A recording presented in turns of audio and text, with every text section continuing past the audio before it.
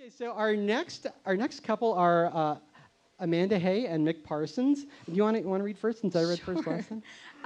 Let me tell you about Mick Parsons first. He is a published poet, storyteller, podcaster, freelance writer. He performed at Gonzo Fest 2017. He's founded and run open mics all over the Midwest. His work has appeared in numerous journals. His latest chapbook, 3 Stories, 4 Poems, is for sale on his website, dirtysacredriver.com. He also maintains Sludge Review, a book review site. He is not a Louisville native, but he likes it here, and he's happy to call it home. So give a hand to Mick. And Amanda Hay is a Louisville native and board member of the Kentucky Storytelling Association. She's won the Moth Story Slam 4 times, has been a featured teller on the Kentucky Homefront radio show, Wandering Storytellers, and was featured on the Louisville Sluggers episode of Sorry, Please Continue, which is a podcast. She's a graduate of Morehead State University. And when Amanda isn't crafting stories from the tiny indignities of life, she and her husband Mick live in the Beachmont neighborhood where they create art, garden, and strive to make the perfect rhubarb jam. Amanda and Mick!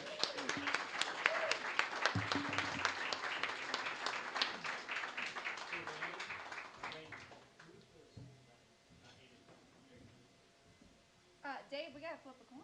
Oh, sorry. So I won that one. Did you guys see I won that argument? Okay. Bringing it back to like the way it's supposed to. Okay, so call it in midair. Tails. And tails it is. Tails it is. Okay, one in power. You got to bring it home for us. Okay.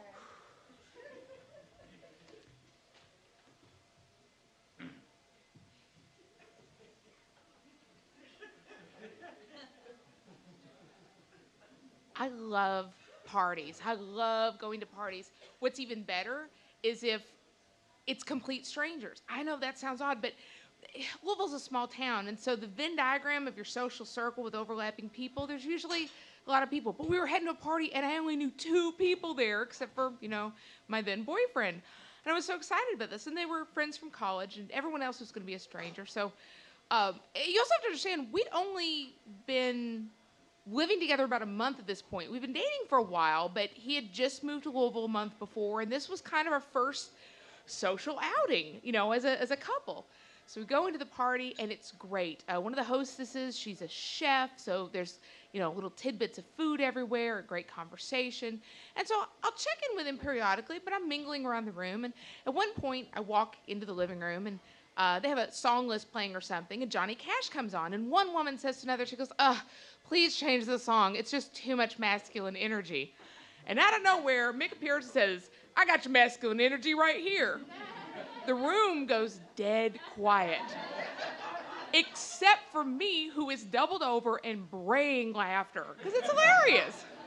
So we have a great evening at the party, and then we go to leave. This is where the problem started. So we're walking out to the car, and I'm driving, so we get to the car, and he turns to me, he says, I'm sorry. I was like, what for? No big deal. And we get in the car, and he says again, I'm sorry. I'm sorry. And he keeps apologizing, and it goes from being amused to puzzled to pissed off. I said, what did you do? Did he go back into the room when I wasn't there, drop his trousers and say, I got your masculine energy right here? What did you do?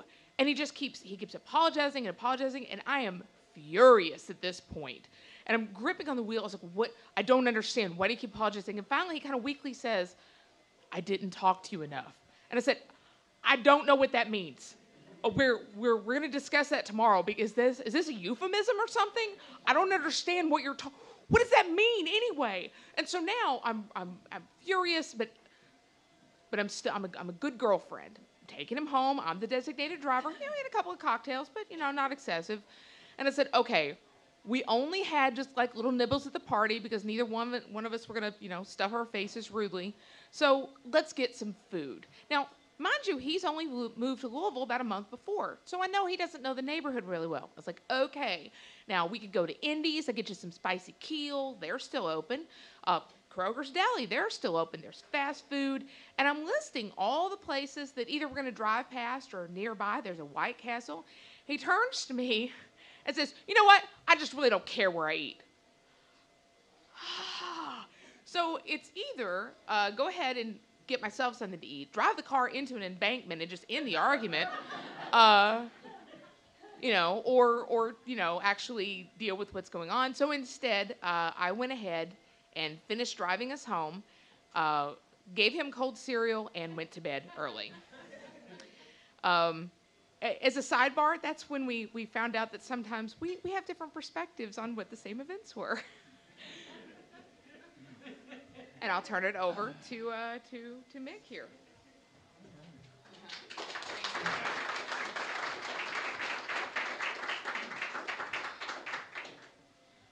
So here's the thing.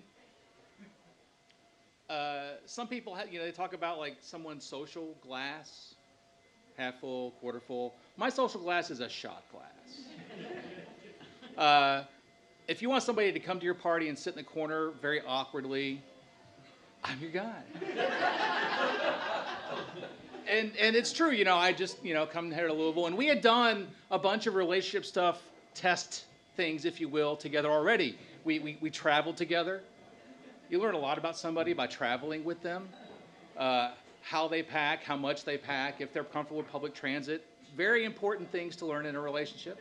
We move large furniture together. I've seen decade-old marriages break up over moving a couch. And we moved the couch up a couple flights of stairs. We went through some stuff. And so, we were invited to this party, and it was a friend from college, but I only knew 2 people at this party that went against the ratio of my party going. Like, you have to know more people than not know people to be comfortable.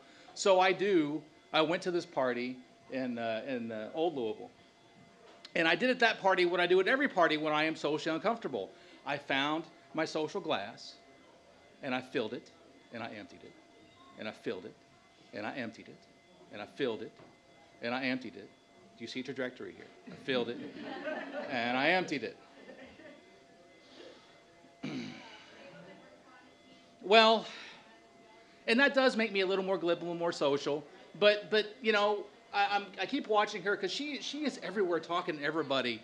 And I'm talking to one of the 2 people I know, because our friend the chef is stuck in the kitchen chefing because she's as antisocial as I am and just stays in there. And the other friend from college I hadn't seen since she was dating her brother back when her brother still had hair. It was a long time ago. So we're sitting there talking about like teaching in pantsuits or something. And I'm just, still drinking, and she's social butterflying, and I'm terribly concerned that I'm not paying enough attention to her. Because this has been an issue in the past with me at parties, because I tend to sit in the corner and fill my social glass and empty it a lot. And this party is a great party, lots of people. And in one room, they're playing Americana music. In the other room is this endless loop of Roman Holiday. It's a great movie the first time. So I'm in the room with all the music, because that's kind of my jam. And doing my thing, and then somebody stands up after Johnny Cash comes on and says, we need to turn this off and get rid of this masculine energy. Well, it's Johnny Cash. It's Johnny fucking Cash. I mean, come on, man. So I stand up and I say, well, I've got your masculine energy right here. I should point out that at this party, there were 3 of us who were cisgendered folks. Us 2, and this guy who I sort of was part of another social faux pas earlier that evening, because he was kind of in my face and talking a lot. And I talked to the hostess, our friend's girlfriend, and I said, this guy, he's kind of in my face a lot, and he's annoying. Come to find out, that's because he experienced a traumatic brain injury, and he couldn't help himself. So I felt like crap and kept drinking. So that led up to the masculine energy moment, at which point the whole party goes silent. And I'm like, in my head, I'm like, okay, fuck.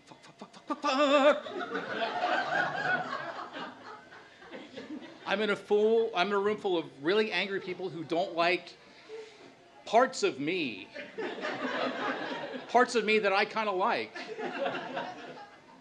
So we leave.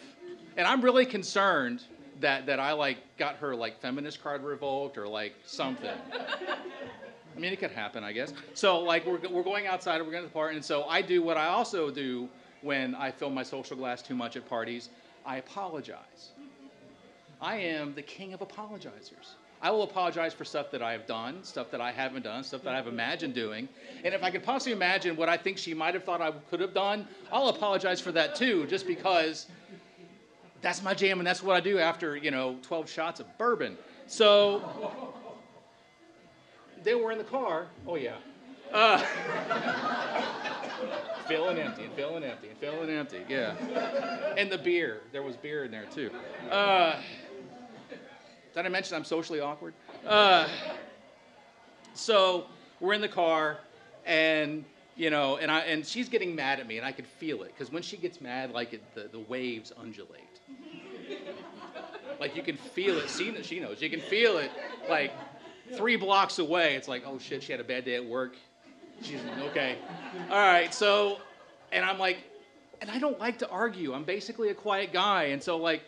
In the face of all this, she then decides that we need to eat. And I don't know the neighborhood because I just moved here and she's lifting all these places. And I'm like,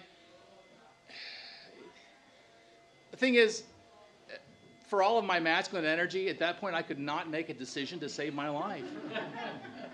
So I'm like, fuck, I don't know. I don't know what I want to eat. Let's just go home. At which point, she drops it into gear, stomps on the gas. We're home in like a minute and a half, and I know it's like, drunk time, but still, like, real fast in the driveway. I don't remember getting in the house. I'm pretty sure that I had to crawl up the steps, and feeds me cold cereal, and we go to sleep. I slept on the couch. I don't remember. But I woke up the next day, still feeling really sorry, but I couldn't then remember why I felt sorry, which is the worst thing of all. And I think I had more cold cereal that morning, too. Yeah. Thank you.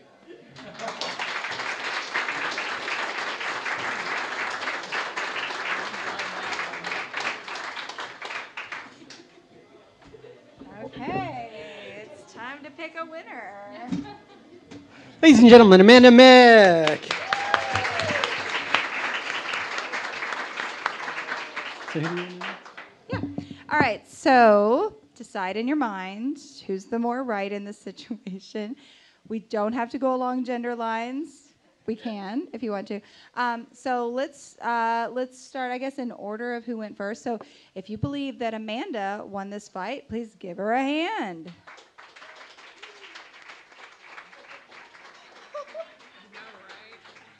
I think there's a lot of masculine energy in here tonight. I'm just going to go out and say that. Orphans of Johnny Cash and cold cereal. I know what kind of crowd you guys are now. That's actually the title of Dave's biography is Johnny Cash and cold cereal. Should be Mick's biography. All right. If you believe Mick won, please give him a round of applause.